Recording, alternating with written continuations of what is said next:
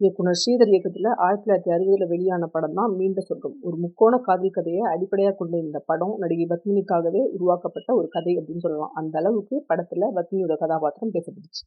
அப்போ பத்மினி ரொம்ப பிஸியான நடிகையா இருந்ததுனால ஷூட்டிங்க்கு லேட்டா வர்றதே ஒரு ஸ்டைலா வச்சிருந்தாங்க. ஆனா இயக்குனர் ஸ்ரீதருக்கு எல்லாமே பெர்ஃபெக்ட்டா இருக்கணும். எக்காரணத்தை கொண்டும் ஷூட்டிங் ஒரு செகண்ட் கூட லேட் ஆகக்கூடாது அப்படிங்கிறதுல ரொம்ப உறுதியா இருப்பாரு. படப்பிடிப்பு தளத்துக்கு பொதுவாவே லேட்டா வர்ற பத்மினி இந்த படத்தோட படப்பிடிப்புக்கும் லேட்டாவே வந்துருந்தாங்க. இதனால ஸ்ரீதர் உள்பட படப்பிடிப்பு தளத்துல நிறைய பேர் பத்மினிக்காக வெயிட் பண்ண வேண்டிய நிலைமை இருந்துச்சு.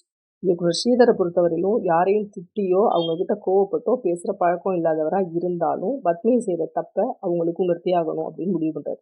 ஒரு நாள் காலையில ஷூட்டிங் ஆரம்பிக்கிறதுக்கு முன்னாடியே ப்ரொடக்ஷன் கம்பெனி கிட்ட குழந்தைங்க விளையாடுற கோலி குண்டுகளை வாங்கிட்டு வர சொல்லி சொல்றாரு இயக்குனர் ஸ்ரீதர். வாங்கிட்டு வந்த கோலி குண்டுகளை ஷூட்டிங் ஸ்பாட்ல இருக்கவங்க எல்லார்ட்டையும் கொடுத்து ஷூட்டிங் நடக்கிற இடத்துலயே விளையாட சொல்றாரு. அவங்க எல்லாரோடையும் சேர்ந்து ஸ்ரீதரும் கோலி குண்டு விளையாடுறாரு. வழக்கம் போல ஷூட்டிங் ஸ்பாட்டுக்கு லேட்டா வந்த பத்மினி மேக்கப் போட்டுட்டு ஸ்ரீதர் முன்னாடி போய் நின்று நான் ரெடி சார் அப்படின்னு சொல்றாங்க. பத்மினி சொல்றத காதுலயே வாங்காத ஸ்ரீதர் தீவிரமா கோலி குண்டு விளையாண்டுட்டு இருக்காரு. ஷூட்டிங் நடக்கிற இடத்துல நின்றுட்டு இப்படி கோலி குண்டு விளையாண்டுட்டு இருந்தா என்ன அர்த்தம் அப்படின்னு சொல்லி பத்மினி ஸ்ரீதர்ட்ட கத்துறாங்க.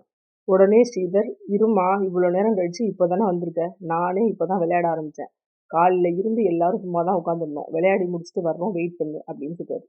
தான் தினமும் லேட்டா வர்றத மறைமுகமா ஸ்ரீதர் சொல்றதை புரிஞ்சுக்கிட்ட பத்மினி உடனே ஸ்ரீதர்ட்ட மன்னிப்பு கேட்டதோட அடுத்த நாள்ல இருந்து ஷூட்டிங்க்கு ஷார்ப்பான டைமுக்கு வந்தாங்க. நன்றி.